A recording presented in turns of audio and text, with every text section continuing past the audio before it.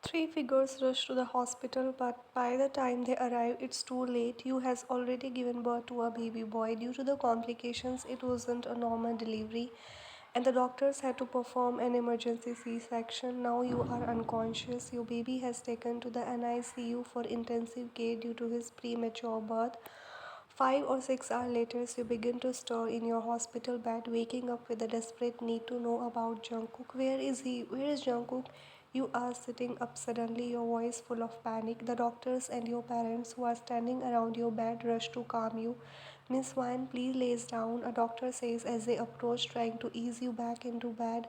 But you throw a pillow at them, screaming. I ask, where is Jungkook? Your mother gently waves the doctor off as they set up as she approaches you with a soft expression. You break down, collapsing into your mother's arms, sobbing uncontrollably.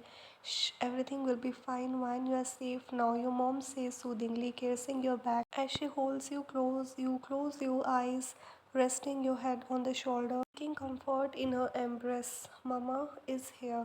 You don't need to be afraid, baby, your mom reassures you. But as soon as you hear the word Mama, your eyes snap open. You pull away from the hug, looking around frantically. My baby. Where is my baby? The doctor steps forward. He admitted to the NICU under special care. Your heart races as panic sets in. What happened to my baby? Don't tell me him. You shout, tears streaming down your face. Your mom strokes your hair gently, trying to calm you. Wine, your son was prematurely. He need to time to grow stronger. He is in the NICU. And he will be there for 1 or 2 months until he's ready. You broke down, crying harder. But I want to see my baby. You plead through sobs. We'll take you to him, but right now you need to rest. You have just given birth, and crying like this isn't good for your health. Your mom says softly, brushing your tears away. Reluctantly, you lay back your body, still trembling with emotion. The doctors give you some medication to calm you, and slowly sleep begins to take over, though the tears continue to fall from your eyes. Once you are asleep, your parents quietly leave the room. Your father sighs heavily, looking at his wife with concern. She's fully brainwashed. Your mother wipes her own eyes, her heart breaking for you. I can't see our wild like this. How could someone hurt a girl like her? And the father, where is he? Your father clenches his jaw, his expression hardening. He'll wait for the father to come forward. If he doesn't, we'll have to give the child up for adoption. What, you can't do that to Why? And your mother protests, her voice shaking. What do you expect me to do? He snaps, his voice low but firm. You want Wine to raise his child on her own? She's only 23. She has her whole life ahead of her. We can't let her be burdened with the responsibility of raising a fatherless child. 3 hours later, you woke up again, eyes swollen from the crying and exhaustion. Your mind immediately flashes to Jungkook, and panic takes you as you remember the situation. Where is he? Where is Jungkook? You demand, your voice trembling as tears well up in your eyes again. The doctor and your parents try to calm you, but you are inconsolable. Your cries echo in the room as your hands grip the bedsheet, the desperation clear in your voice. Suga, who has been silently watching from the corner, finally steps forward, sending everyone else out of the room. He sits beside your bed, his face soft but stern. He knows how fragile you are right now, but there are things you need to hear. Ryan, he starts gently, his tone soft yet firm. The man you are crying for, the one you are running your health over, is a criminal. You shake your head vigorously, tears streaming down your cheeks as you sob. But I love him, Oppa. Please don't put him in jail. Please just let him go. You join your hands, begging him through the tears. Sugar's eyes taking your hands in his, he looks at you, and in his eyes you can see the pain he's trying to suppress. Don't do this, one. You can't love a criminal. But Uppa, you start, your voice breaking. You cannot love someone like him, Wine, Sugar says firmly, shaking his head. It's just an attraction. You've been living with a young, good looking criminal for 3 months. That's all. You've forgotten how much he's hurt you. No, he didn't hurt me. You cry out, shaking your head furiously. Oppa, he cared for me and for our baby. Sugar freezes, his grips on your hands tighten slightly as he stares at you, completely taken aback by your words. What did you say? He asks, his voice barely above a whisper. You sniffle, wiping your tears as you try to steady your breathing. He didn't kidnap me, Oppa. You explain, your voice trembling but sincere.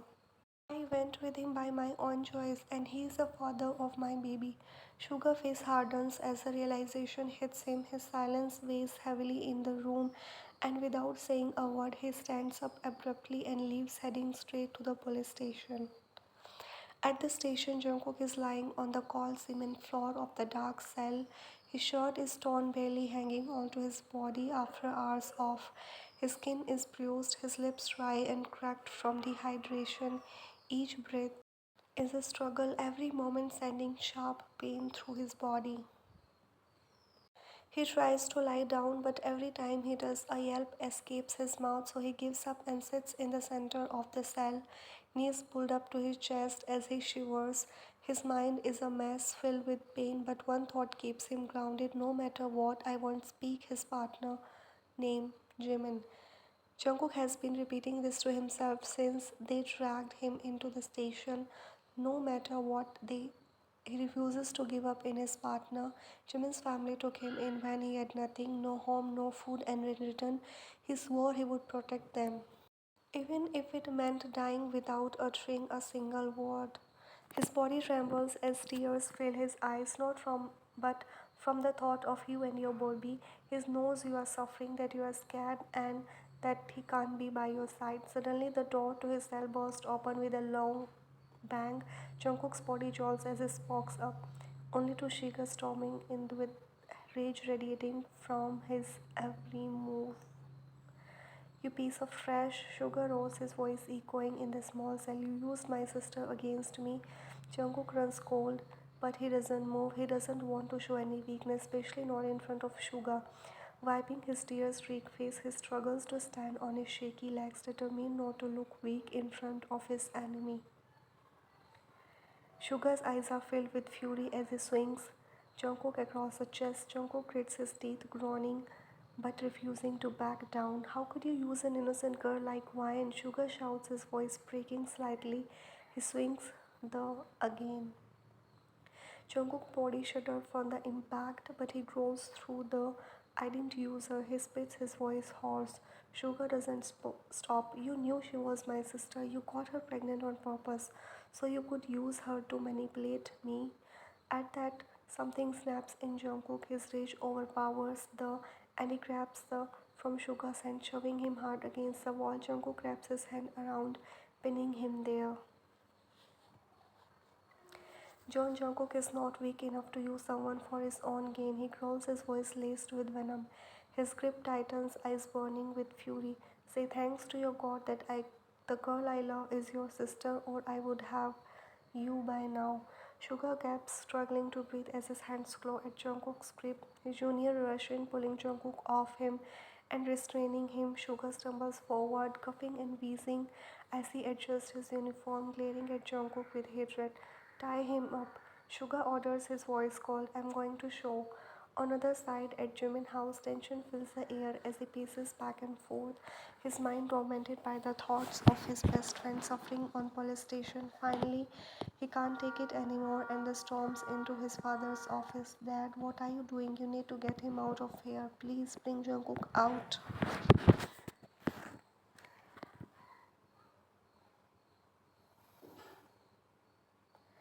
Jimin father Park Jejun, a powerful mafia boss, remains seated behind his large mahogany desk, his eyes cold and calculating. He looks up at Jimin with sigh, clearly frustrated by his own emotions.